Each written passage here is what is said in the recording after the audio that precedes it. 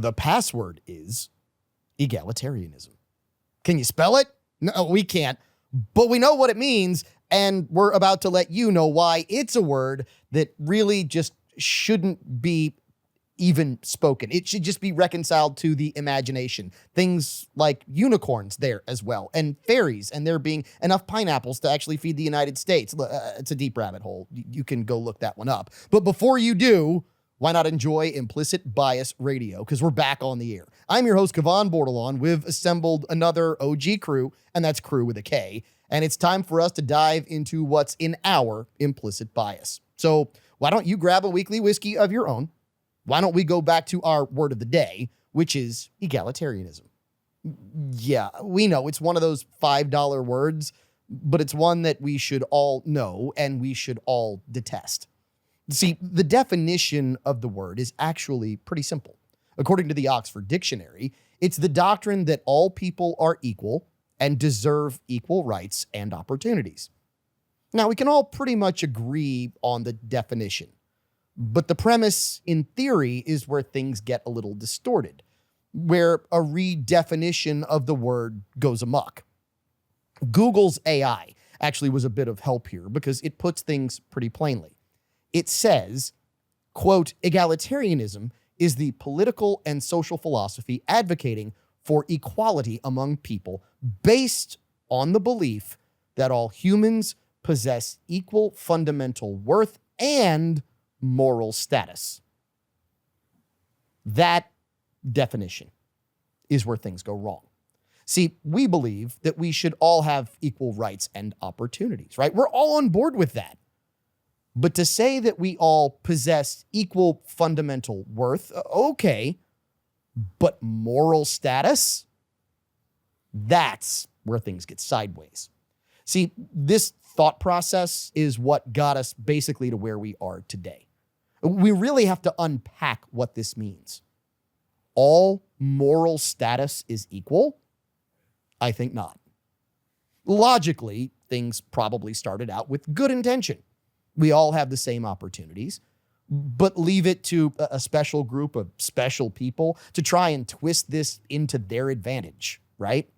By that thought process, all moral status is equal means that someone who has no problem with murder, theft, adultery, whatever, is just as moral as everybody else. Look, not even Rosie O'Donnell can swallow a lie that big. Unless maybe you put like glaze on it and tell her it's a donut. Yeah, we're not going down that road. But I digress. The point is this. Not even the Bible believed in egalitarianism. That's why we have to have the 10 Commandments, right? That's why some people will make it to heaven and some of us won't, because we're not all equal. Seriously, think about the principles of the Bible. If you do, you realize egalitarianism doesn't exist. We all have different talents. We all have different roles. We all have different authority. Men and women fulfill different responsibilities. The key is that we are different and, in fact, make up complementarianism. It's that makes us work. By complementing each other, we, in fact, can reach the perfection God intended for us all. I want you to really think about it. One person's strength must be another's weakness. If not, we'd only be able to do about 5 things on the planet. By complementing each other, though, and no, I don't mean that telling short poor he has nice hair. I mean like each of us offering something to others which they don't possess. We all have more. And that is where we get equality. It's equality of dignity of each human being, that God loves us all the same. But that brings us back to the very first part of this. In order for us to truly, to all help each other out, we must be equal in moral status. In other words, we can't have a bunch of people trying to say that, oh, let's see, certain immoral things are in fact good and moral. Unfortunately, we have way too many people doing exactly that today. Think about it. Oh, it was fine when Google was censoring some people's views, comments, and posts on YouTube. But now it's not okay when Jimmy Kimmel has to stand by what he says. We can't have some people claiming they want to, quote, make America kind again while they're trying to behead a president in effigy. We can't have people who claim to be kind and caring calling for violence because they disagree with other people.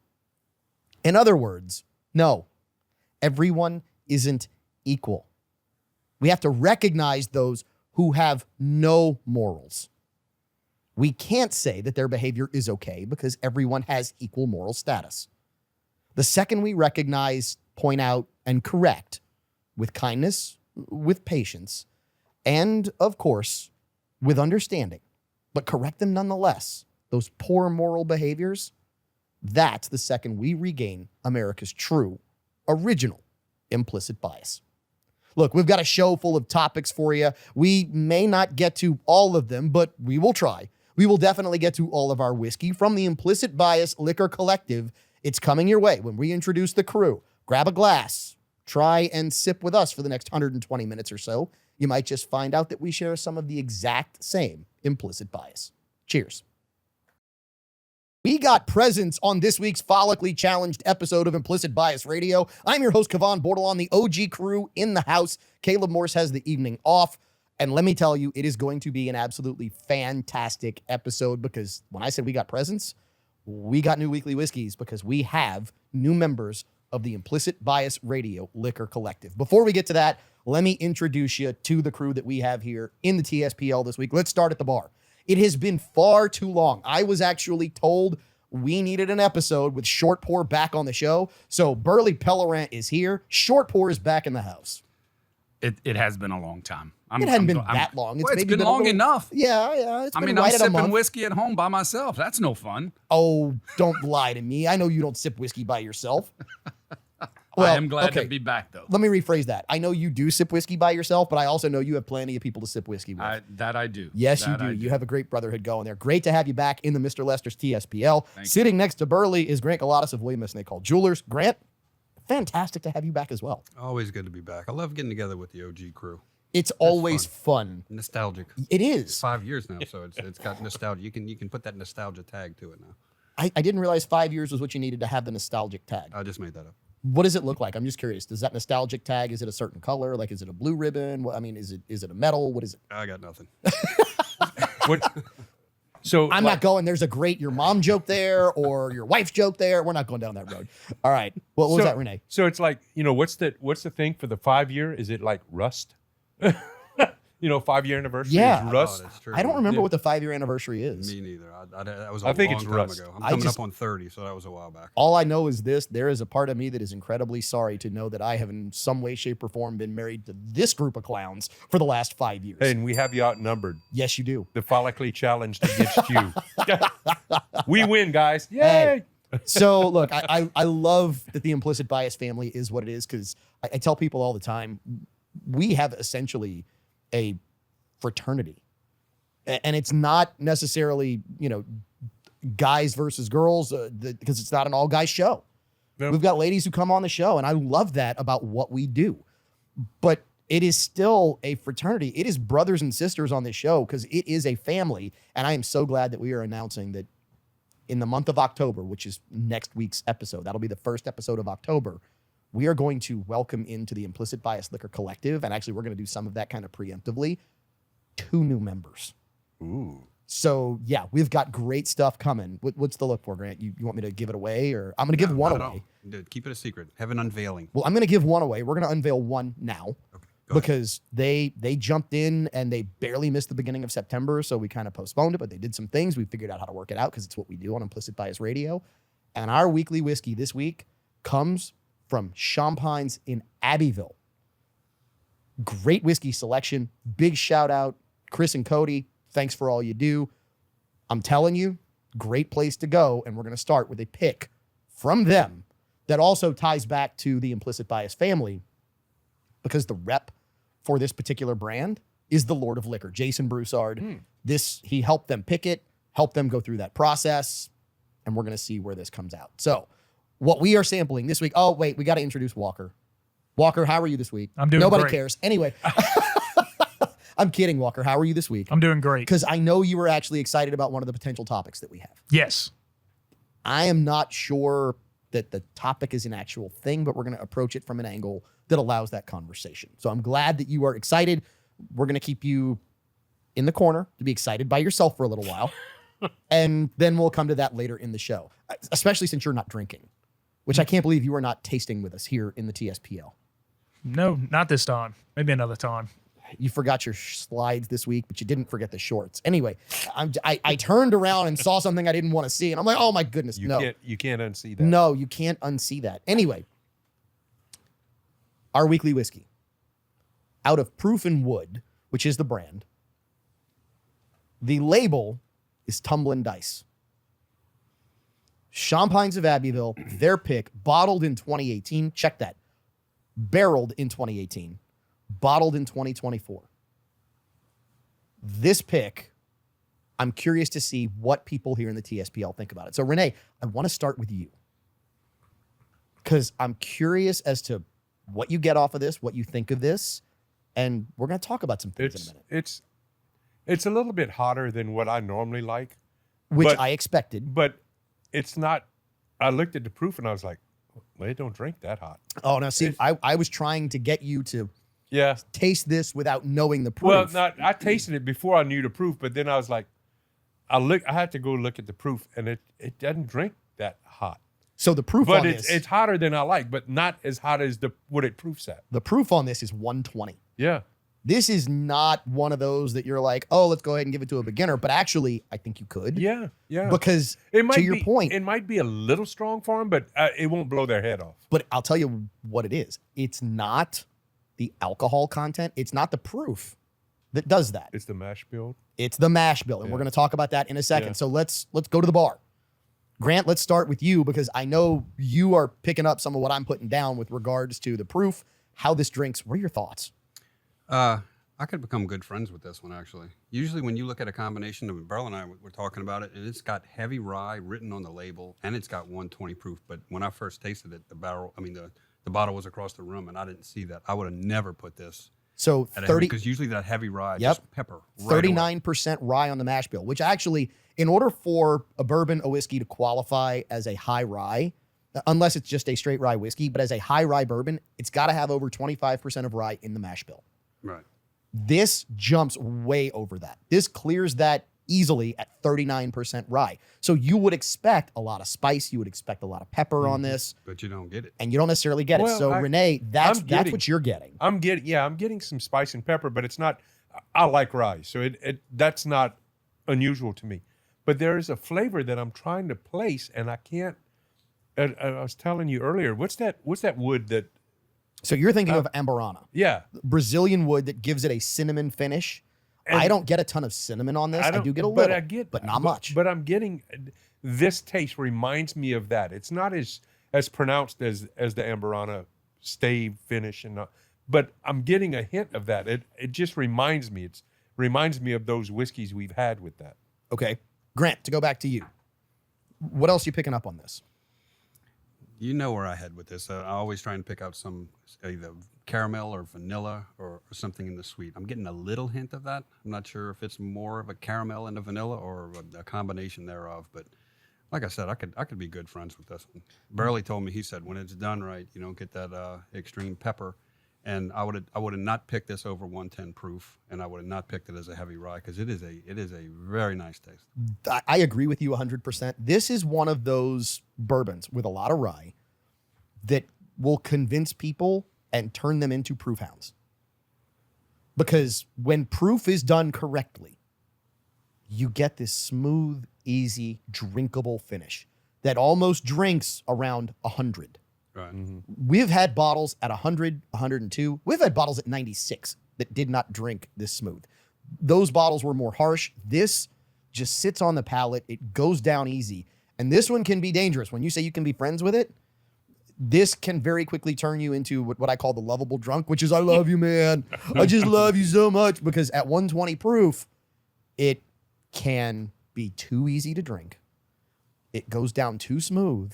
And the sip makes you want another and another and another. So when does it cross over into that cotton candy effect? I don't quite get that here. This No, is too same here. That's- bold. that's why I was It's wondering too what's too missing. viscous.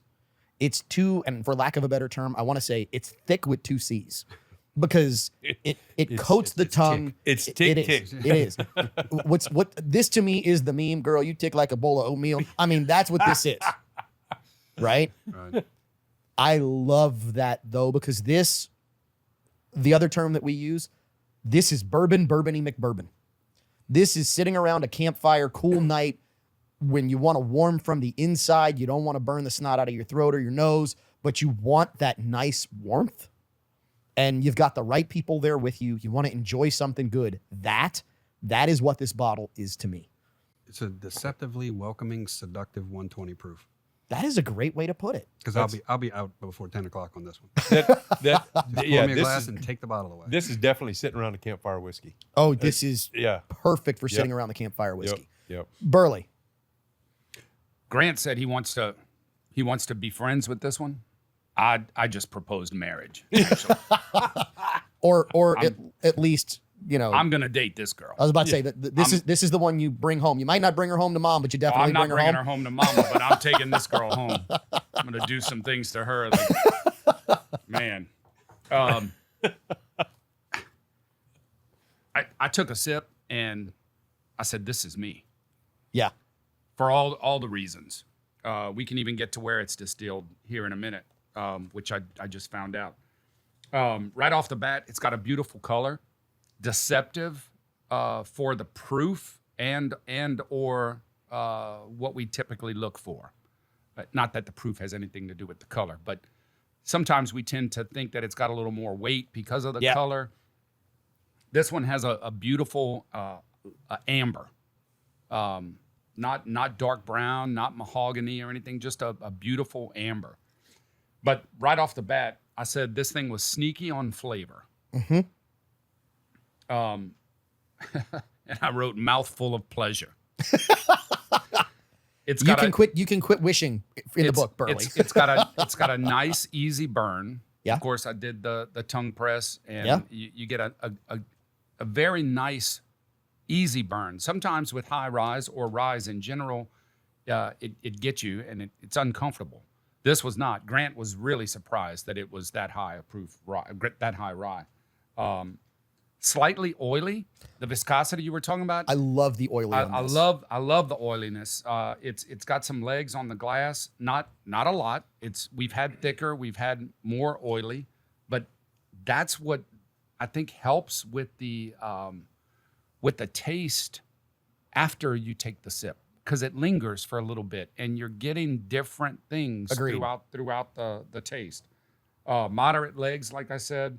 I taste toasted something, but not toasted like sweets. I put maybe burnt caramel, slightly burnt caramel. Okay. And I don't like sweets. I don't like sweet whiskeys, but this one's got a little hint that kind of blends some of these flavors together. And maybe they burn a little something and threw it in there and say, let's see what this does. I'll tell you what I get that's burnt, and it took you saying burnt for me to say it, or for me to think it.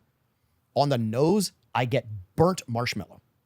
So that marshmallow you've had over a campfire that all of a sudden you look at it and you go, oh, I got to put that out. And you still then go ahead and you eat it. Yeah. That crispy outside, then followed by the sweet. You don't get all the sweet of the marshmallow, but that burnt marshmallow nose and just that little bit of Maybe flavor. when you pull that burnt thing off of the marshmallow, instead of eating the whole thing, you just pull that burnt part off, and so you're still getting a little sweet on the inside, but you're getting the burnt. Maybe I could go with that. But this thing's good. This is really, really good. 120.46 proof, actually. 6-year bourbon. Okay, so quick thing we got to talk about when you say 6 year. Anybody notice anything about the bottle and the age of 6 years? No. The dice. The dice. What are the dice? 2 3s. Double threes, 6 years. So the dice actually tell you the age statement on the bottle.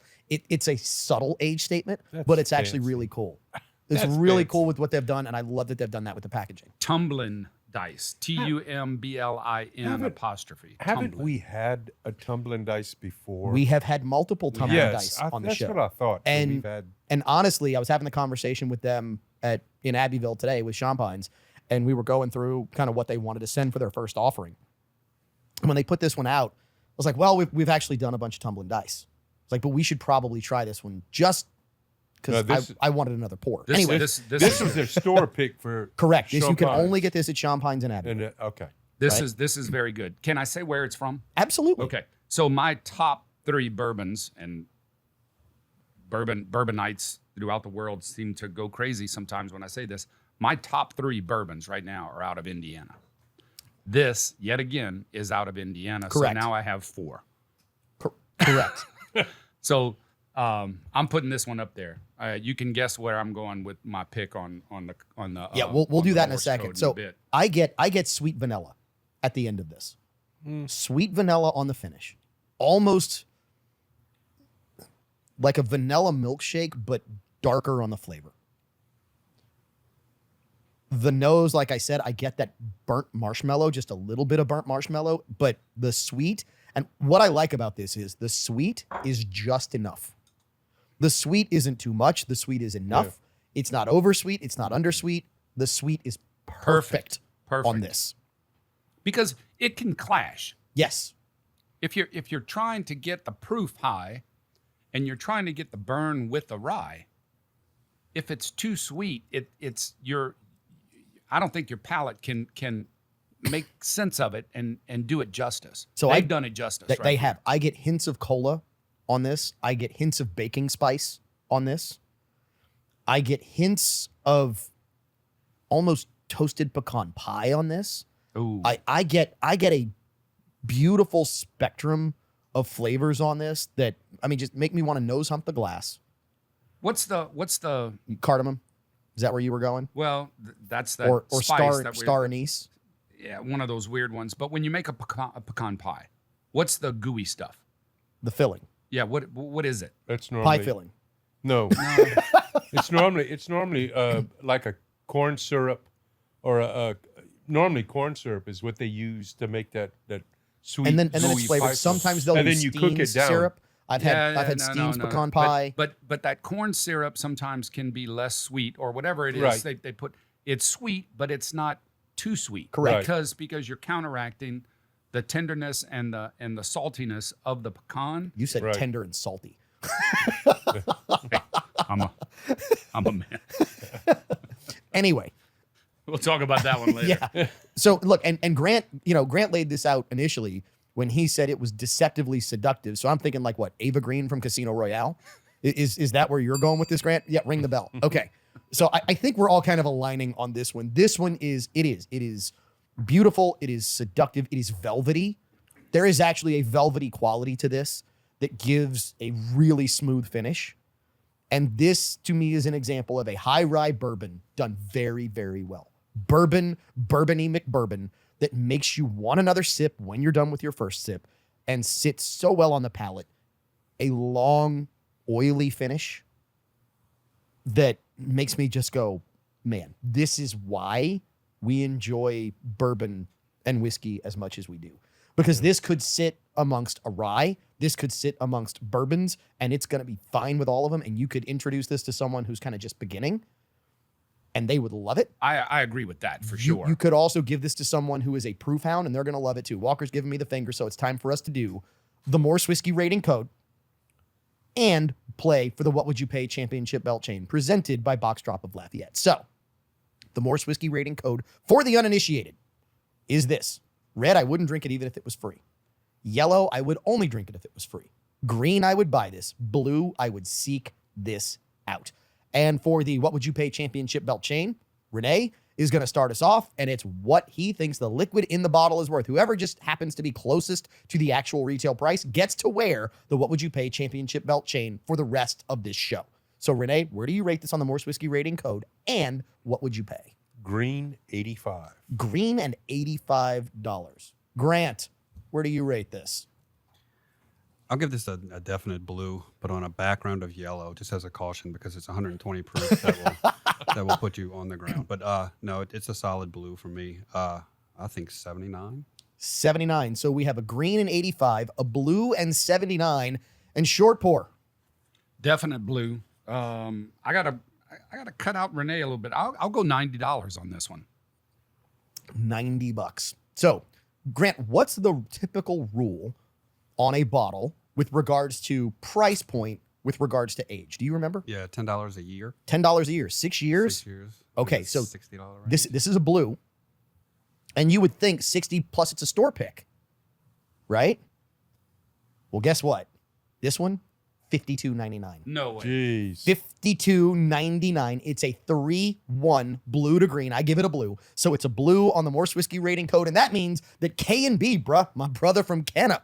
I think no one should have to wear the chain. We were all way too far off on the Nope, price. you get to wear the chain. What time do they close? Because I'm going there tonight. You're not going to make it there tonight when we're done recording this show, but tomorrow morning you can definitely make it there for this bottle of Tumbling Dice Champagnes in Abbeville. Don't forget, buy all of your fine spirits at the Implicit Bias Liquor Collective. You can find them on our website. You can find them right in a second when I go to break because Walker's like looking like a helicopter over there because we're over, which we're going to wrap right now and come back. And we're going to talk about why, you know what, egalitarianism, it's not a thing, the Bible or here, on Implicit Bias Radio. Cheers. We are not equal on this week's episode of Implicit Bias Radio. Egalitarianism does not work. Complementarianism does. And that is why we are here in the Mr. Lester's top secret podcast lair. That is the TSPL. For the uninitiated, I'm your host, Kevon Bordelon. The crew, they're here. You can see how happy I am. For those who can't see, if you're listening on radio, please go find us. You can find us on YouTube. Please like, subscribe, follow Facebook, Instagram, X. We're on all the socials. It helps the show, helps everybody else get their implicit bias as well. Let me introduce you to the crew. Sitting in the chair like mine, he is one of only, I was going to say 16, Renee. I'm not going to say it because I said 16 earlier on something else. 15 certified master tobacconists on the planet. He is Rene Girard of Piper's Haven. At the bar, we have my good buddy from New Orleans. He is Kenna, bruh, and he is K&B, which why aren't you wearing your purple shirt, Grant? It's dirty. It's LSU season, so I got to kind of split time between wearing it for LSU and K&B. He can't wear that shirt every day. He's got to give it a break.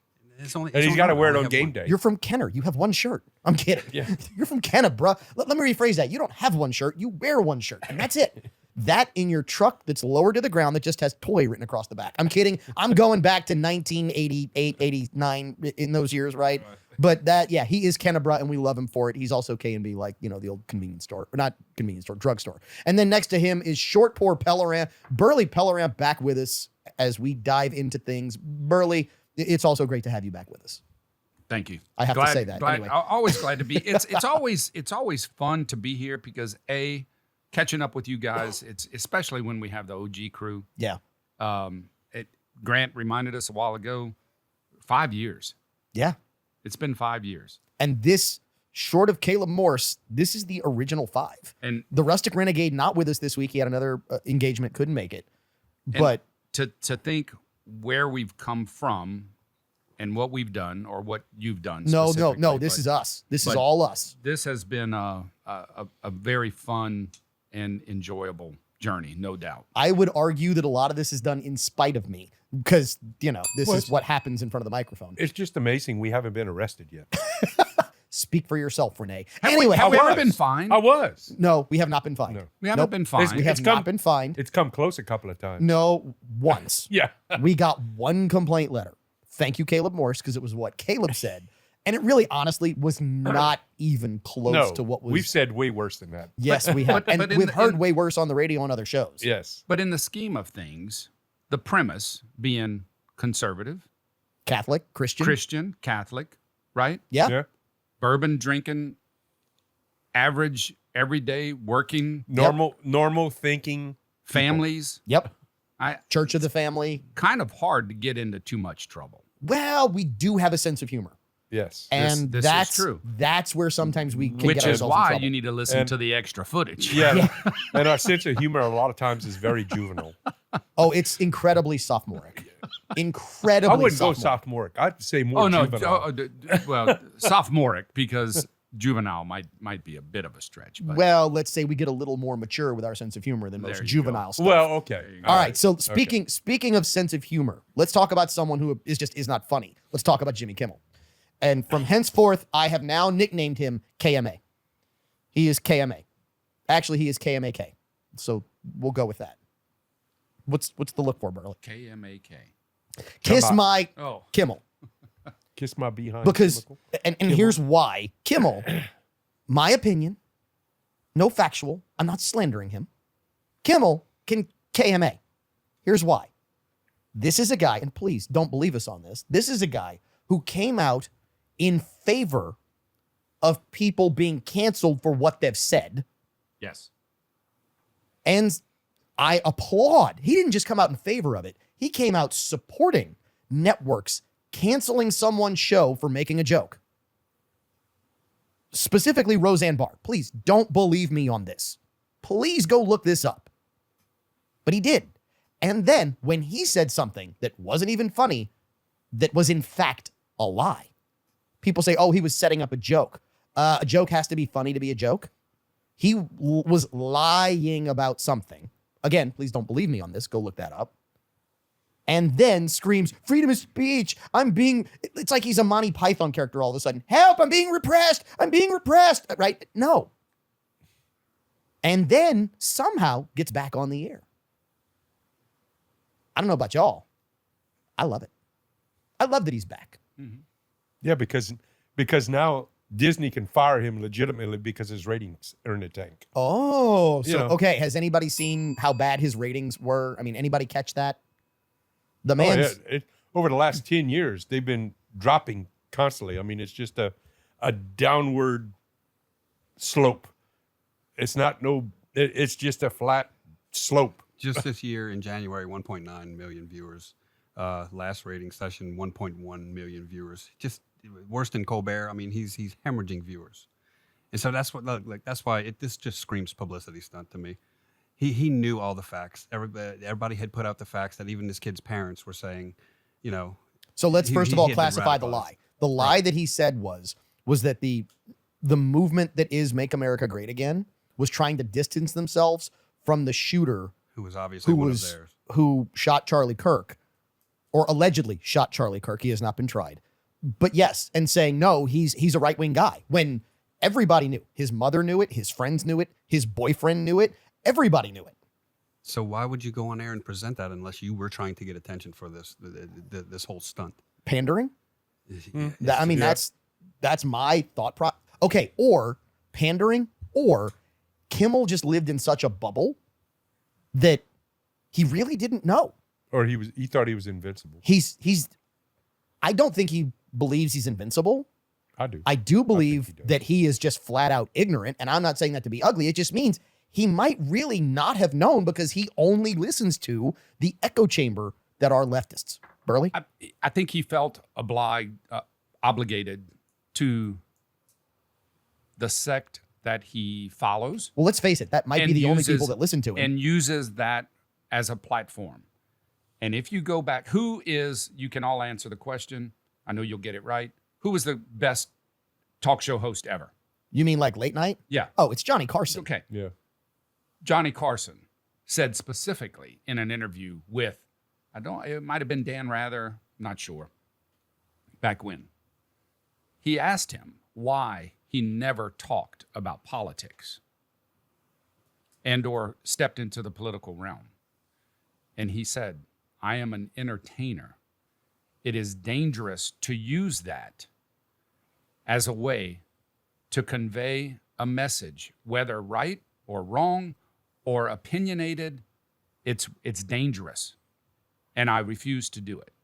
I think it's beyond dangerous. And here's why.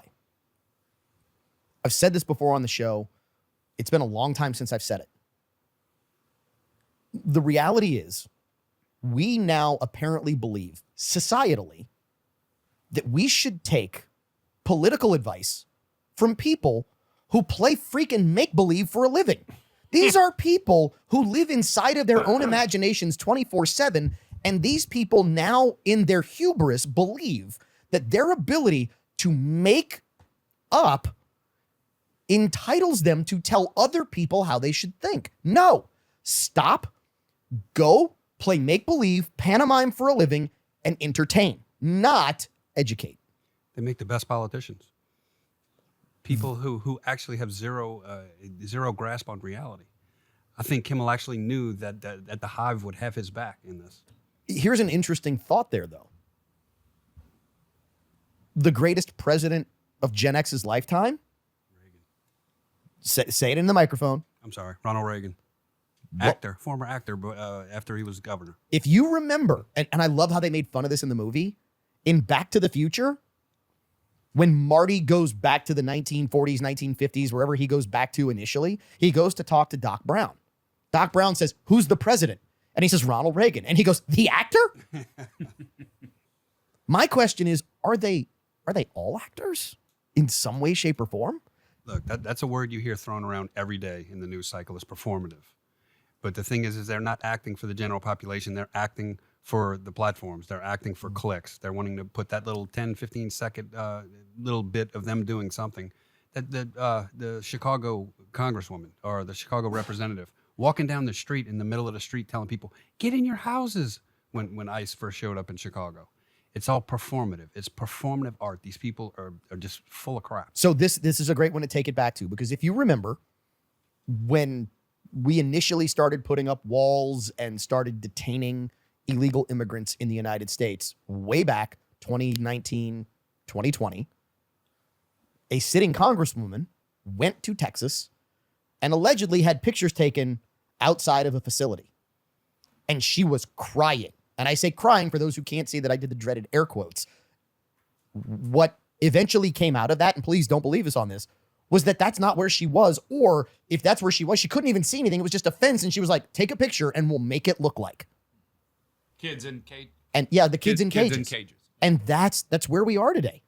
It's performative. And that's where Jimmy Kimmel is. I'll tell you why I love Jimmy Kimmel being back on the air. And we're going to have to go into this in the next segment, which I didn't plan on, but it's okay. You know what? I'm going to save this. We'll start off the next segment, which is what? The last segment of the first hour, Walker? Yes, sir. About time you learned to count to 4. We'll be back with more Implicit Bias Radio right after this. Trying to figure out who won, trying to figure out if it's equal or it's complementary. This is Implicit Bias Radio. I'm your host, Kevon Bordelon. Great crew here in the Mr. Lester's TSPL. By the way, I forgot to mention, because I know Renee knows. I don't know that Burley knows, except that Burley doesn't know how to use his phone. I do know that Grant might know. And here's what I'm talking about. You might know. I know that you know, Norton, that I know that you know. And we're going to leave it there. All right. This is what it is. The special at Mr. Lester's. One last weekend in September. Tell them you want the Implicit Bias special, and you are going to get $1 a pour? Nope. Oh, that was done? That one's done. Oh, sorry. Renee. Then I don't. Colonel E.H. Taylor, $5. $5 pours of Colonel Taylor at Mr. Lester Steakhouse. And look, I've got to preface that with if they still have it. Well, is it limited to one, or is it as many? It's $5 pours. Oh, so Chef Willie lost his mind and decided to go that way. And just wait. We might have to put him in a home. Just wait. You gonna put him in the room next to yours? Yeah. Just wait until he October. Just wait until October. Oh, it's even more crazy. Oh, October gets even worse, and then we get into the holidays, and he's got something special planned when Saint Nick rolls into town. Ooh. Hint, hint, wink, wink, nudge, nudge. All right, so we got to go back to what we were discussing just a second ago, and I don't know about y'all. I am thrilled that Jimmy Kimmel is back on the air. Thrilled. So first of all, is this a free speech issue? No. He has the right to say it. Mm-hmm. Does he also have to fall underneath his employer and what the consequences are for him to say it? Yes. Yes. Now, I say if because we still to this day do not know if ABC was threatened by the federal government. Their FCC license potentially threatened. That's the accusation. We don't know if that plays in here. What we do know is that it was said, hey, Kimmel's saying these things. The FCC might have to look at this. It might have been implied, but we don't know that it ever actually happened. So if you're saying the FCC, you can be like Zippy Longstocking and zip it. Now, this is why I'm thrilled he's on the air. I am thrilled he's on the air for this reason. They said he's getting like 149,000 viewers a night. For a show that size, that is a sinkhole of a show. So number one, they could have replaced Kimmel with somebody that actually might have brought in viewers, who might have had the same views as Kimmel. Instead, it's only the same people, and you're not going to convince those people anyway. That's number one. Number two, what we now have is we are seeing big conglomerates that own multiple stations around the country who have said, we're not airing it. Two big conglomerates. And we're talking 70, 80 markets per conglomerate. I mean, 100, it's 100 and yeah. yeah. So here's the point Well, with that. Here's the point with that. The point with that is this. That falls into a very old book called The Art of War. 13 treaties that you should engage in order to be the most effective at war. And I'm not saying this is physical kinetic war, but this is an economic war. Make no mistake. One of the premise is this: never interfere with your enemy when they are destroying themselves. This is millions of dollars a week. It's bad money after bad money, which means that they could have spent this money somewhere else. They could have invested into something else where they might have bought something that was going really, really well for the other side and taken that away and given it to other people and tried to convince them. No, this is an anchor, and it's tied around the ankle of Disney and of ABC. And I am enjoying watching it drag them to Davy Jones' locker. But guess what? They're not going to find Captain Jack Sparrow in this one. They're not going to bring him back from the dead. This is going to drag a lot of them with them. You have to think that Sinclair, let's talk about Sinclair. That's one. That's the one we're going to talk about. So you have to think that Sinclair quickly did some numbers. Yep. And looked at their markets in total and figured our conservative blanket covers a good portion of this. He probably looked at revenue streams during those blocks and did some quick analysis that said, that's it. That's why. We're going to preempt this. And I would venture to say that you'll see a bump, or he'll see a bump. He'll see a bump initially. But is it long-standing enough to warrant maintaining it? I don't and not know. just that. With him not being on in as many markets, what they might argue is that the markets that he's in, basically a per capita bump in the markets where he's available, they're going to try and massage the numbers to make this look good. I'll be curious to see if at the end of the day, total viewers is up because he's just not available Right. in a lot of these markets. But And- I agree with you that I'm glad he's on, because I think people will then start to take notice and say, why are we even watching this anymore? And ABC might just And I finally think fire he's him. gonna die on his own. I think he will die a legitimate death in that sense, as far as ratings and numbers go. And then there's nothing tied to it. One of the things that really bothered me through all of this, though, is that people kept yelling about First Amendment, First Amendment, First Amendment. The guy was never He was never he was- prosecuted. He was never prosecuted, never charged. Nope. This goes back to the idea that, yes, you can say what you want. It doesn't mean that there's not consequences for it. And when you're in an employer-employee relationship, there are consequences. Yeah. If I were doing something on the street and I'm affecting multiple people, I may very well get arrested. And then I could probably call into question, well, my First Amendment rights have been violated. If you were saying something in public and you got arrested for saying it, yes, protesting Right. something the right way. You had a license, you were doing all this, and they arrested you for it. I may then have a case. In this case, you don't have a case. Your employer has chosen. He's given us the finger again. His employer has chosen that. You know And what? that's a significant difference. It is. Our employer has chosen that we do have to take the break here because this is the end of hour one.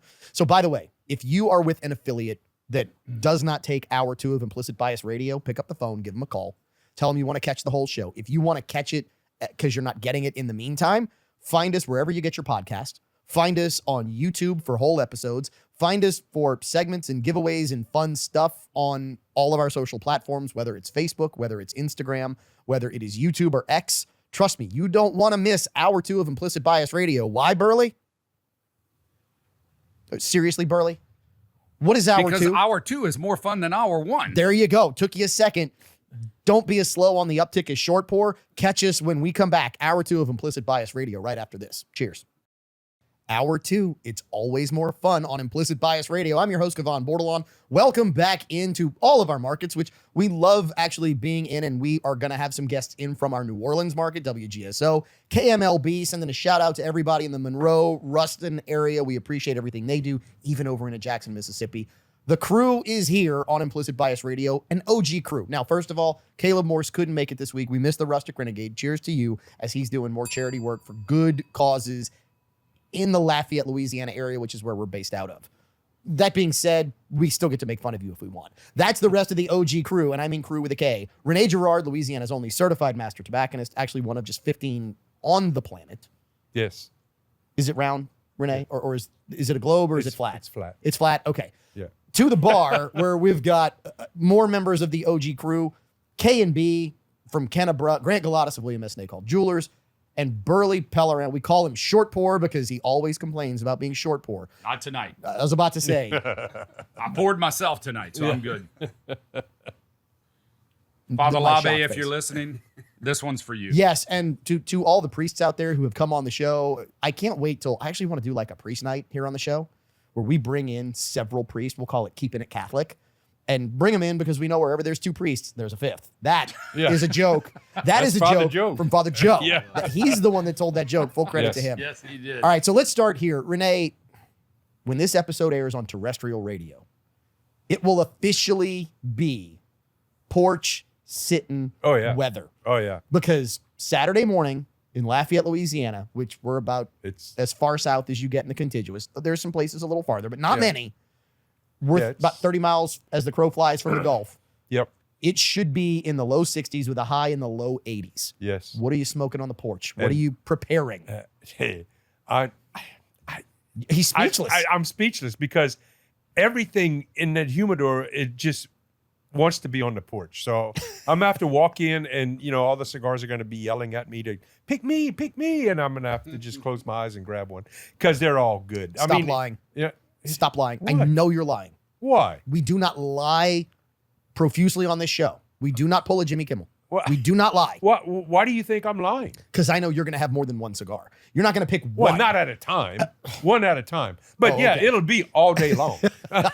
All day long continuously, but only one at a time. So what do you think is on the hit list in your 553 square feet of walk-in humidor? well, right off the bat, a McAuliffe Riata Churchill. That's my first thing in the morning with my first cup of coffee cigar. And then after that, I will probably, I'm thinking a Perdomo Legacy. It's a new leaf that they're doing called the Natural Shade Grown. It's a hybrid leaf. Yeah, I did not. Does that run on gas and electric? Yes, it's a hybrid. It goes, it's multi-fuel. Doesn't run on hydrogen? No, it's Oh, that's a shame. We'll talk about no, that it at the end of does. this hour. It's multi-fuel. Okay. Yeah. Okay. Does it? I figured it ran on gas if It'll you were be smoking it. there's a 'cause lot of there's a there's ton a lot of vapor there. A lot of methane involved in that. too. Shocker. Shocker. You know what they His say name about is Renee. Renee, you know what they say about trusting those things, right? At our age. Oh Never yeah. trust. No. You never trust it. Nope. That isn't that like a Public Enemy song? Don't trust it. Yeah, like I'm going full Flava Flav. Yeah, boy. Yeah. I need the big clock. Grant's actually got the Grant's implicit got the bias big- version There he of goes. the clock. He's the- Grant has the what would you pay championship belt chain for this tumbling dice that we got from Champagne's in Abbeville. Yeah, $52, $52.99. Lucky That you. is an absolute winner. Yes, an absolute. Absolute winner. Okay, so Renee, I love that you've got those plotted out for porch sitting weather, Oh, yeah. which you're actually going to get on Friday when the recorded podcast portion Oh, I'll of be this drops. listening when it drops. I'm Yeah, gonna, and I'm sure you'll be on the porch because it's oh, supposed yeah. to be nice Oh, Friday yeah. as well. In fact, I plan on being there Thursday morning. Well, Thursday's supposed to be a little bit rainy. I don't care. Okay, and that's fine. I like bad weather. You can sit there and watch the rain, and it's covered porch, so I don't get wet. That's and on top of that, you have the front porch and the back And the porch, back porch, yep. which is always nice. Yeah. Okay, so let's dive back into the topics when we talk about things not being equal. It's funny that a lot of people got upset with Jimmy Kimmel having to suffer consequences for what he said from his employer. The implication being the government forced their hand. We do not have proof of that. If you have irrefutable evidence that happened, please let us know. We'd love to hear it. But as of right now, we're yet to see it. Was it implied? We will concede that. But just because it's implied doesn't mean it actually happened. But what we do know is that those same people who were upset about Kimmel, many of them, were not upset when other people were being censored. So please ring the bell for a second. That is the conspiracy theorists were right yet again bell. And what do I mean by that? Where am I going with that? Here's where I'm going. Please do not believe us. But the proof from .gov sources is all over the internet that the Biden administration, Google has now admitted the Biden administration pressured them to censor people who were not carrying water for the Biden administration during COVID. They have now admitted they censored comments. They deleted full-on channels of influencers, people who were making their living on YouTube because they had that many viewers. They were monetized. They were told, and these people said on their channels, hey, this is what we are now seeing. This is what we now know about COVID, about what's going on with vaccines, about what's going on with masks. The Biden administration pressured these people. We know this now because Google has come out and admitted it. I mean, well, we knew that before with Twitter, who is now X. They deleted the president's account. They were censoring all kinds of stuff to the point that they went under, pretty much. I mean, Elon bought them. They were in trouble, and Elon wound up buying them and opened it back up again. But, what happened in the 2020 election, Zuckerberg even came out and admitted it. I'm glad Google finally came forward. It seems like these people what they're claiming is that Zuckerberg just bends the knee to whatever administration is in power. So hold on. Whoa. You're saying bends the knee like he wasn't already on his knees. For that. But that's what just infuriates me about what happened with everyone coming out of the woodwork saying this is a free speech impingement for Kimmel, because in the 2020 election, Hunter Biden laptop information was squashed. Ring the bell. Zuckerberg admitted that the Biden administration was calling them, and they had a direct line saying, take this post down ASAP. What are you going to do about this? What can you do about anything that is in this genre, was the word that they used. Any sort of information. You want to talk about Kimmel throwing a lie out to the general public, and they come out of the woodwork and scream and protest about free speech impingement? This affected an election. This was millions of people I hate to say on this a daily basis. Look, they're going to call me a conspiracy theorist on this. It didn't affect the election because they didn't win. They've got video of people showing up with carloads of ballots in 2020. In 2020. Okay. Right? I mean, my point is, even with all that, the actual voting electorate, in my opinion, saw through it. And it took monumental cheating efforts in 2020, my opinion, in order for him to win. And I don't mean Donald Trump, I mean Joe Biden. But to your point, Grant, this is the great hypocrisy. The people who are upset about Jimmy Kimmel, and I actually saw a guy that I was friends with in high school who was all awash about Jimmy Kimmel. And I had to wonder, were you also this upset when the Hunter Biden laptop information was suppressed? Crickets. When people's... You heard nothing. Dan Bongino was deplatformed on YouTube multiple times. Oh, yeah. Multiple times, to the point where he basically had to go buy part of Rumble to create Rumble Yep. in order for him to have a platform. Gee, no. I will fully admit, I don't have proof that his account specifically was one of them. But I'd bet dollars to donuts that his account was one of the accounts that Google suppressed, deplatformed, and got rid of because the Biden administration told him to do it. But think about the scale. Think about you talking one failing ratings late night talk show host, and you're talking about millions of Americans who, in an election cycle, even the slightest, you make one little comment that doesn't go with their narrative, and you're silenced. Everyone was completely silenced. Any conservative perspective at all, completely silenced on all of these major social media platforms. And Zuckerberg, again, bending the knee, they just went along with it. You're getting pressure from the U.S. government in cooperation with the FBI. It was a coordinated effort. And here's the best part of this as we get ready to go to Burley. The best part of this is what everyone is accusing the Trump administration of today with Kimmel, which we can't prove happened. No one has proof, and I'm going to say yet because it might come, but no one has proof. But we do have proof that the Biden administration did this, and these same people are like, oh, I didn't see nothing. I mean, they've turned into the three monkeys. I hear no evil, I see no evil, I speak no evil, right?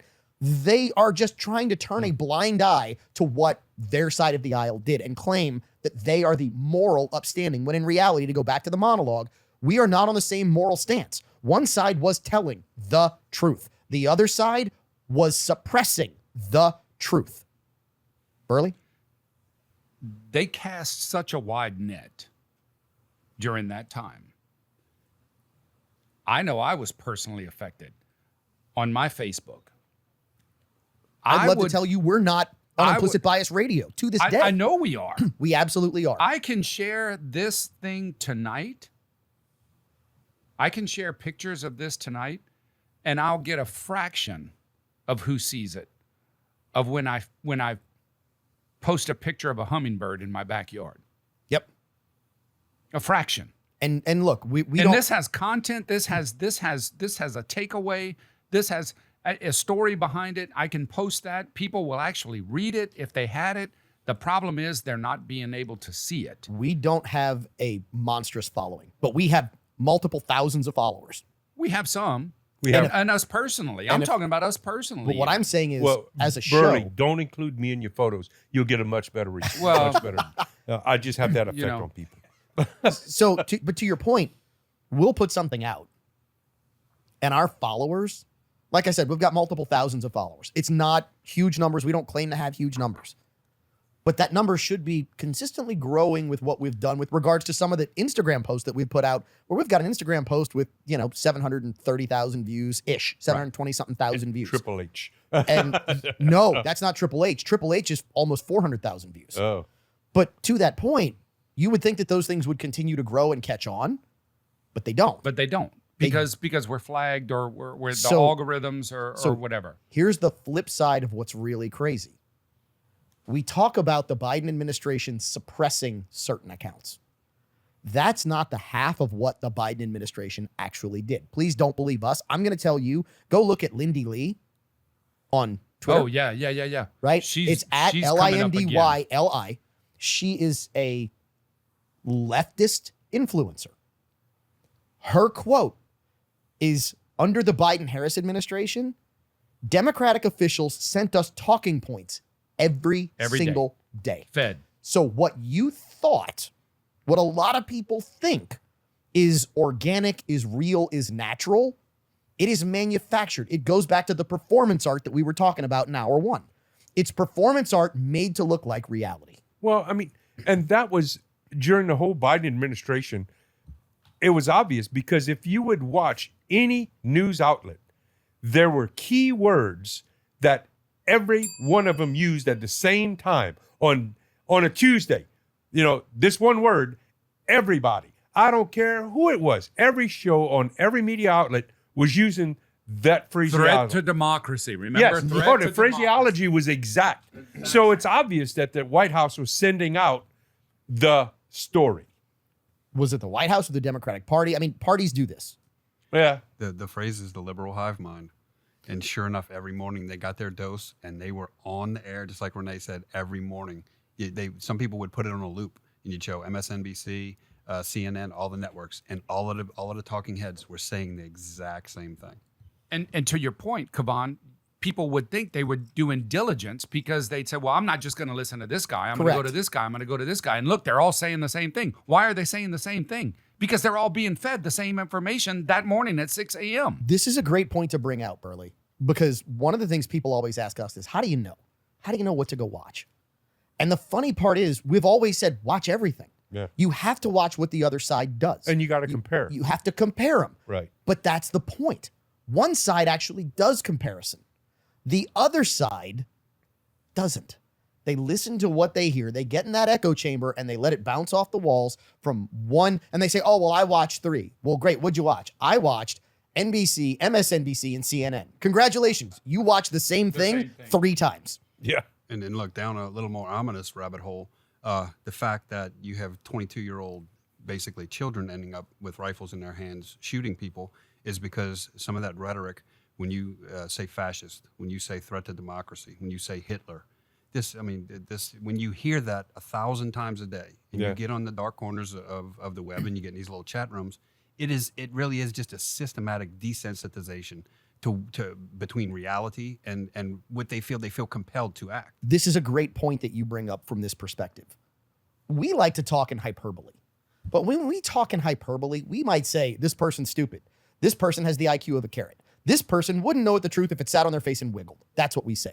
We don't say these people are a threat to democracy. These people are literally Hitler. These people they're out to hurt you. They're out to create concentration camps. We don't speak in this vast hyperbole that is so far beyond the pale that it tries to create a matrix in the mind of someone else. We want people to see us. Walker, take that finger and stick it. We want people to see us for who and what we are. We're normal. We see things just like you and most people on the planet, right? We don't want people to look at every person who thinks differently and think, oh, you want everybody dead. No, but what we do want is to recognize that when certain people tell you who they are, and when they say more people need to be hurt, more people need to be shot, more people need to be, beheaded, these people need to be beheaded in effigy, recognize that when they tell you who they are, believe them. Believe them. 100%. Because that is not people who recognize the true meaning of egalitarianism, which is we all have the dignity. Those are people who claim to want equality, but who really want their own superiority. And let's go to the next segment, but I want to go back to egalitarianism. Egalitarianism? You can't even say it, much less spell it. I can't spell it for shit. Damn it, Lillian, you know how to spell it. We'll be back. More Implicit Bias Radio. We are engaged in stupid, sophomoric, somewhat incredible behavior on this week's episode of Implicit Bias Radio. I'm your host, Kavan Bordelon. The crew is here in hour 2 of this week's show, and yes, we've done it. We've just gone and done it. We've actually partaken of Deep Blue, the Implicit Bias infinity bottle, sitting in front of Grant Galatas, who is polishing up the knob. Getting rid of fingerprints. Appreciate that. We appreciate you polishing the knob, Grant. For He's Deep well Blue. practiced. Special Deep Blue, black belt. Deep Blue, the Implicit Bias He's a black belt. infinity bottle, lead-free crystal that sits on the bar. What is all the blues? Where did that bottle we come have had. from, by the way? It came from William S. Nacall Yeah, Jewelers. there you go. Yeah, a gift from There William you S. go. Nacall Jewelers. What? Oh, Renee, I thought you were chiming in already. You're good? Okay. No, I'm reading stuff. Okay, so Burley, you said I you can wanted read. you learned to read? I can read now. Wow. I'm impressed. I thought you learned Aramaic and that was it. Yeah, well, It's I only had a to broad- 2,000-year-old dead language. I had to broaden my horizons. Okay, Burley, you wanted to chime in on egalitarianism. I did. Read or recant. Oh, are you again. kidding Now, me? you don't have to read it. But give a brief definition again, and use the specific words that you know I'm going to talk about.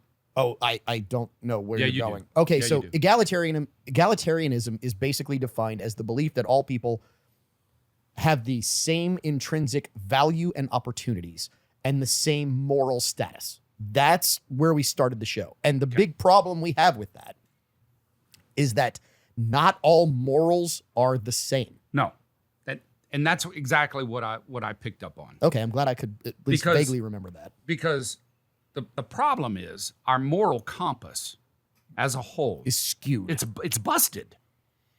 It's busted. Not ours. well, no, as I think societally. Yeah, I societally, get that. It's busted. So to gauge someone using that, or to lump someone into that category, it's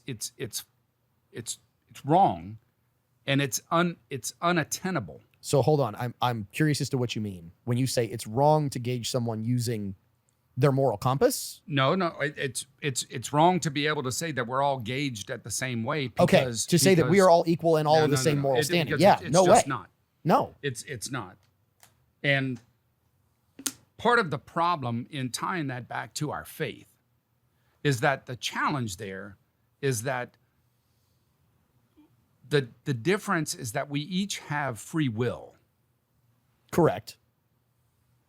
So there's no playbook. Oh no, there's a playbook. Wait. There's no playbook for people who don't accept or abide by.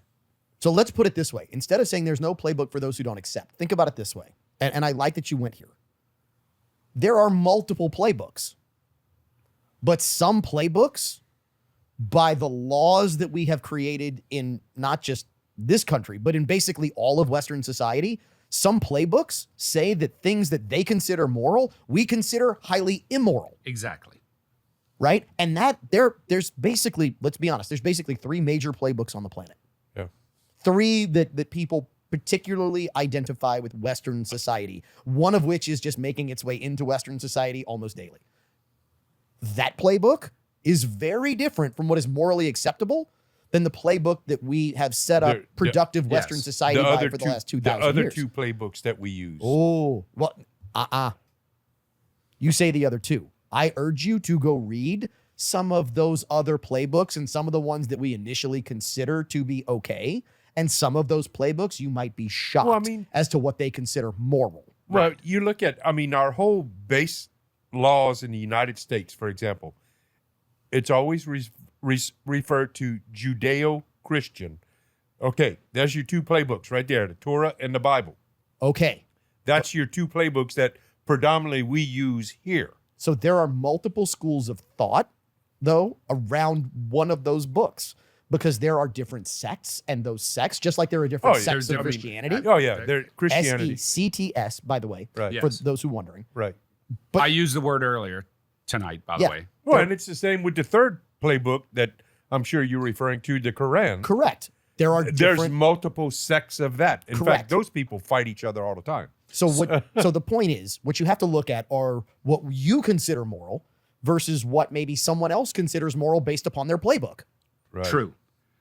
And so what I was trying to do early on this evening in contemplating your monologue,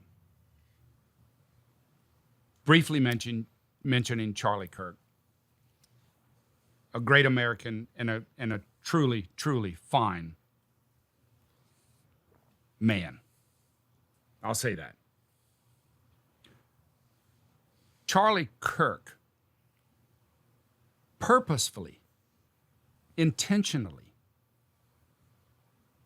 tried daily to recognize and appreciate the differences of people's moral compass, He did, and was killed for it. which tells you, and this is where we ask that you don't necessarily judge, but you discern. There's a difference. Absolutely. We don't get to pick who goes where when we're all said and done. But we do get to pick a side. And the side that we pick is the side that doesn't jump up and down and say, yay, someone was murdered. Correct. Regardless of why that person was murdered. Correct. Which, Right. I mean, think about, and we will say this. We don't often try to say, hey, we told you so. But when we heard, and we talked about it here on this show, that Joe Biden was diagnosed with a 6-month diagnosis of terminal cancer, which it's been more than 6 months, and we're thrilled that he has gotten more time with his family because we will the good of other for the sake of other. I'll ring the bell there. We don't agree with the man on basically anything. No. But we are not going to celebrate his death. We are not going to be happy about a terminal Absolutely. diagnosis. I'd be honored to attend the man's funeral. I would be honored to attend the man's funeral. I mean, you just don't wish ill will on people. I mean, it's like, I was saying earlier off the air that, like this past weekend, Charlie Kirk's memorial, that they had people outside protesting his memorial. Who protests a funeral? I'll tell you this real quick. Okay, those people, when their grandparents die, and I go protest, you think they would be upset with me? Why would you do that? Because, like we said in the last segment, when they tell you who they are, It's just, believe them. It's crazy. I'll make it a little clearer for you. When the Minnesota lawmakers were shot and killed Correct. by the By the Tim Walz appointee, who That's was correct. a leftist, not a Republican or a conservative, as they try to who paint him out to actually be. had no King's paperwork in Correct. his vehicle. Correct. He was painted as a right-wing Correct. fanatic, But he was not. but you don't see that little fact. When you want to decide which side you want to end up on, because there was a resolution before Yes. Congress This is- for commemorating, celebrating, and denouncing what happened to the Minnesota lawmakers that passed 424-0. When a similar resolution for Charlie Kirk came before Congress, 58 Democrats voted no. Ring the bell. Because 23 Democrats voted present. that tells you When you they want are. to, exactly right. When you want to decide which side of the aisle you want to fall upon, just know your facts. So let's Please start. know your Let's facts. start there, because I love this, because this brings us to another conversation of please ring the bell, because the conspiracy theorists were right yet again. So the question becomes, how do you predict and figure out who these people are before something like this has to happen in order for us to say, okay, I know.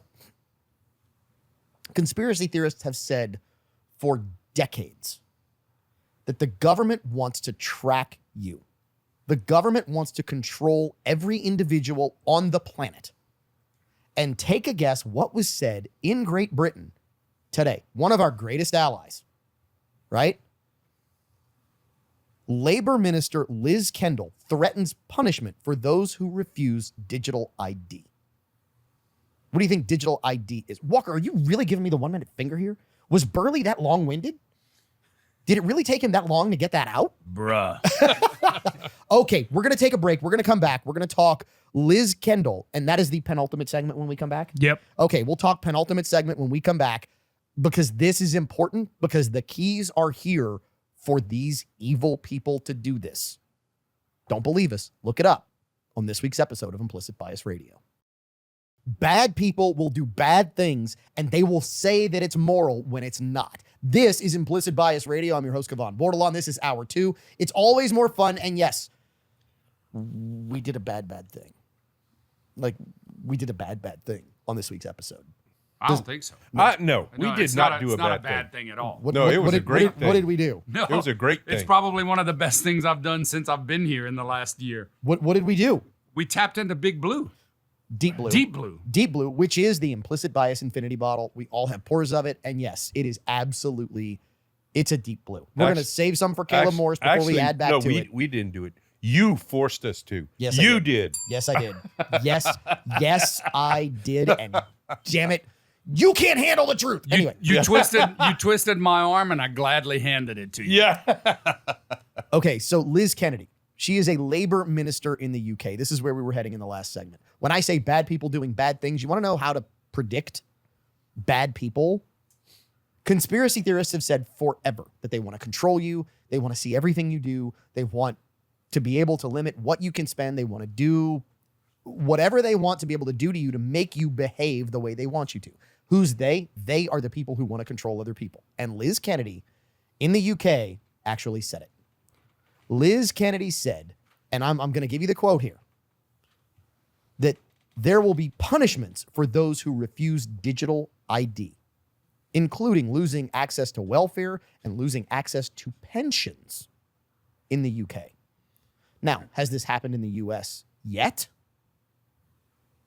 No. What we're going to tell you is it has not happened yet, but there are people who are desirous that it would. Let me ask you, okay, what exactly is digital ID? So, Renee, what I want you to think about is the funny part is we pretty much have a digital ID on us every single day. Anything you buy with your credit card number is part of your digital ID. Okay. Companies are tracking individually everything you do. Think about Oh, I know that for a fact. Think about what you've gone through at banks, Renee, where certain banks don't want to handle transactions of certain products, whether it would be some don't like armories or gun shops, Or some tobacco don't like shops. tobacco or alcohol. We already have that happening now. Correct. There are credit cards that will not work in my store So here's by a certain company that supplies a lot of telephones to people. so what I want you to think about is this. Imagine a world, and I'm going to tell you this, what we can ascertain is this already exists, where you get a score. Basically, it's a behavior score Yeah. based upon how you work, how you post on social media, what you post about, how you behave. What you're buying and where you're buying it. Correct. We talked about it last time I was on the show. It's already in effect in China. It's a social credit score. Oh, absolutely. Now, Burley asked a great question, which is how do you force people to sign up? Well, there's part of it. Burley, you tell them, well, guess what? You no longer can buy that food that you want to buy that week because you didn't behave. Your score doesn't give you access to certain things because they now get to control money. That's why when we think about, there are two acts right now that are waiting passage in the Senate. These are big deals. The Clarity Act, which sets up a lot of use around some cryptocurrencies that could do a lot of different things in the United States, and I'm going to leave it at that. And this is the big one. There is an anti-CBDC bill. What does CBDC stand for? Central Bank Digital Currency, which means that the Fed, if this is passed, can no longer play in the digital realm with regards to currency. In Europe, they are going down this road of a central bank digital currency. It's what they want because they have the ability to do it without the populace approval. But is there actual currency, and is it backed by Okay, anything? so hold on. I want you to start here. The currency, do you have cash in your wallet, which is a question you actually have to ask today? Do you have some Yes. cash? Yep. You have cash. What is that backed by? Is that backed by gold? It Is it backed by silver? No, It- not was it? Is it? Is No, it backed by gold? not Is it anymore. backed by silver? It's backed Nope. by the government. Is basically. It's backed by the full faith of the U.S. government. Is it- It's exactly. is- It's basically it's a promissory note. It is not backed by the federal government. It is not a federal U.S. Treasury dollar. What is it? Oh, it's a Federal It's a- Reserve note. Which means a it's Federal backed by the Reserve full. note. It's backed by the full promise of the U.S. Federal Reserve. Now, is that a government bank or is that a privately held organization? That is a privately held organization, which means that the physical dollar you have in your pocket is worth the promise of the Fed, and that's it. Unless it says, if you collect money, unless it says U.S. Treasury note. That's a totally different totally thing. different note. Or if it says silver certificate, If Or a you gold certificate, if you yeah. find one of those, I have them. hold on to I them do have them. because they are worth a heck of a lot more. They're worth money. But here's the point. The point is, you say, you know, how is there anything digital? Is it backed by anything? You have a debit card? You have a credit card? Yes? Yeah. Renee, you ever Yeah. see that money? Nope. No. It's a digital ledger that somehow gets resolved on the back end according to what we think the dollar is worth, correct? Correct. In other words, most of what we're doing today is already digital.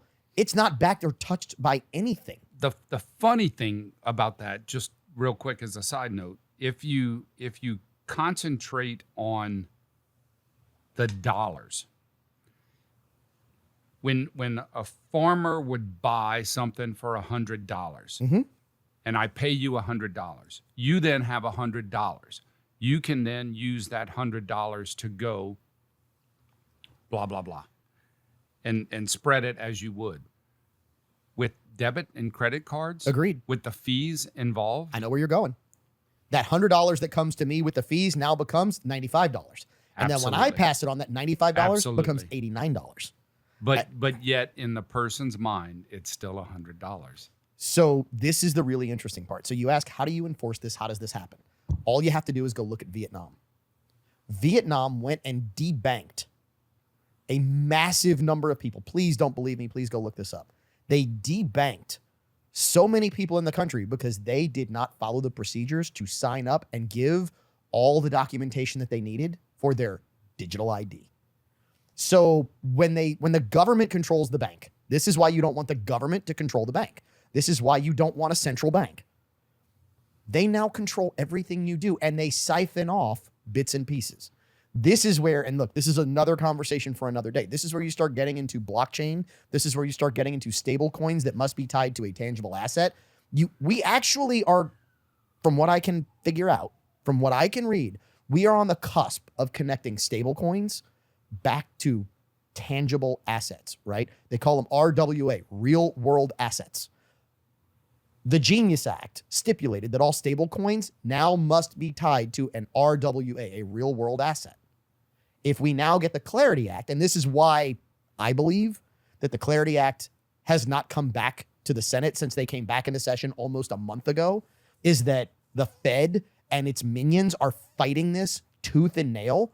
Because if we get the anti-CDBC Act and we get the Clarity Act, now all of a sudden the Fed gets carved out of the future rails. Because look, we're going digital. We don't need It's the happening. Fed anymore, in other words. Now you're talking about private ledger. So the ledger that accounts for all of your digital transactions today, now instead of it being held in a place where you never see it, now you can track everything. Well, now you've got to figure out with that scenario, now the Fed doesn't control the interest rates. That's the marketplace. Ring the bell, because you're on the nose here. You are on the nose here. The marketplace determines that. competition gets to determine it. Absolutely. This is where complementary. Which is what industrialism and everything else in the United States, based on years ago, was how it was supposed to be. You know what was not how it was supposed to be? The 1 minute finger. The dude who forgot his slides but is wearing the short shorts. Because I'm here. looking at him. Yeah, I'm it's looking just- up his shorts over there. Oh, please too. don't. I don't even want to. I don't want to think I don't about even that. want to look down. Can you turn No. the light down just a little Yeah, bit? please. Put the shadow on him. We'll come back. Final segment of this week's episode of Implicit Bias Radio, because we just wrapped up the penultimate segment, right, Walker? Yep. We wrapped it up. So one more segment left. We're going to have fun with the last segment. It's a really cool story that tells you why we believe what we believe on Implicit Bias Radio. Final segment of this week's episode of Implicit Bias Radio. Burley apparently can't figure out where down and to your left is, because he's looking like down in front of the bar. Is he searching for another weekly whiskey? It's okay. It's Implicit Bias Radio. Always more fun in hour two. I'm Kevon Bordelon. Renee Girard sitting here in the Mr. Lester's TSPL. By the way, if you go to Mr. Lester's last weekend, if they still have it, $5 pours of E.H. Taylor. Great value. Don't miss great value. OG crew here this week, and this story, I love doing these stories because these are the ones that I would like someone to explain, and they can't. There is a consistent miracle that happens in the Catholic Church, and it's happened every year on the feast day of St. Januarius. Did y'all see the story that I sent over? Mm-hmm. So it happened between the last time we recorded and this recording. The St. Januarius miracle is so incredibly cool. And it has been honored for hundreds of years by the Catholic Church. And it is this. So first of all, Burley, if you cut yourself, you bleed. Yep. What happens to your blood when you bleed into the air?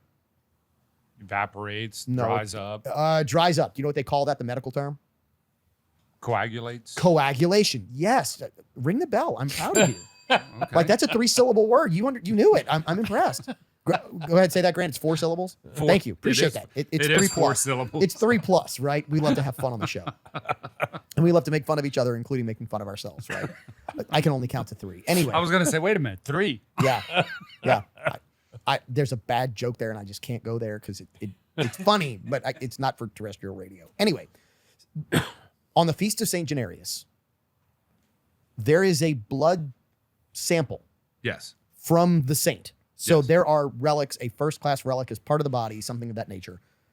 Well, St. Januarius' blood, it coagulated in the container. But It happens more than once a year, or it's happened multiple It has times. happened multiple times. It has had happened. it has Yes. happened. It has had happened. Too many weekly whiskeys, it's fine. It has That was happened to you. multiple What times. had happened was Yes. It happens basically for every pope it to does. different degrees on the Yes. Feast of St. Janarius. It becomes liquid. His blood, I guess the term would be it decoagulates. The coagulation, the solidification of the saint's blood liquefies Yes. on his feast, and it changes in depending upon which pope is present. And yet it sits in this church year round, solid, and only on his feast does it change. Now, does it change to different degrees of liquefaction? Yes. For some popes, it becomes completely liquid. For some popes, it takes longer on some years and some feasts. It changes to different varying degrees. But I still need someone to explain this to me because the miracle is there. And the science doesn't exist. No, there's no science. And they're pointing specifically to this year because of the American Pope, Pope Leo, yes. Pope Leo, and the transformation that it's made this particular. It completely liquefied for him, Yes. which is relatively unique. The last Yes. pope that it completely liquefied for, anybody know who it was? Pope John Paul. Pope Saint John Paul. Saint, Yeah. wait, who is Saint now Pope John Saint Paul Yeah. II. Correct. Saint Pope Yes. John Yeah. Paul II. Correct. Right. Which, Who was arguably well, considering that we are yet to see Modern times probably modern one times. of the best Yes. the best popes out he when you think about what he did with regards to Poland, Who was Polish. yes, Right. and what he did with regards to Poland and the Eastern Bloc and all of those things and the Yes. Berlin Wall. I mean, Yeah. he really And his moved- relationship with Reagan. Yes, he moved the spirits of men Absolutely. over time. But this is the big question. I'm curious because over the course of time, there are many Catholic miracles. Mm. I mean, you've got Our Lady of Las Lajas. So for those who don't know, this is down in Colombia.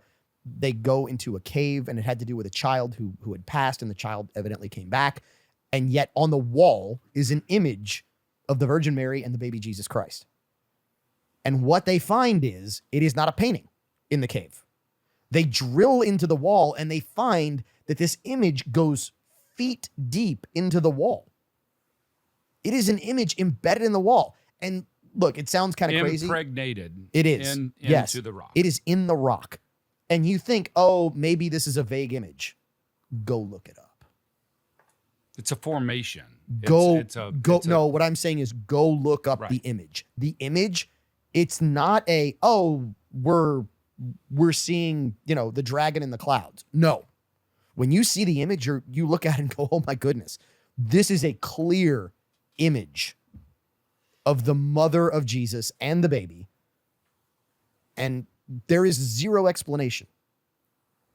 You have in Czechoslovakia, you have Eucharistic miracles. You have Eucharistic miracles all over the world that are documented, where Eucharists that fall on the floor and they attempt to dispose of them in the correct way. Literally, universities have done the analysis and they find that it is human heart cells that are recently and still alive, right? They are fresh human heart cells. I'm curious as to where else we see these types of miracles in other places. Where else have we seen these things happen to explain what people believe? And then let's take the flip side of that. And we're going to do more on this because I want priests involved in this conversation. So if you don't believe the positive, great, that's fine. Do you believe the negative, though, proves the positive? Are you managing by exception? What do you mean by that? Anybody know what book William Peter Blatty wrote? William Blatty. Burley knows the name. Grant, you and Renee both know the movie, but you don't know the book. William Blatty. Oh, Walker. All right, we're going to have to save this because we just got the 1 minute finger. Please don't believe us. Go look up what William Blatty wrote. This is a teaser.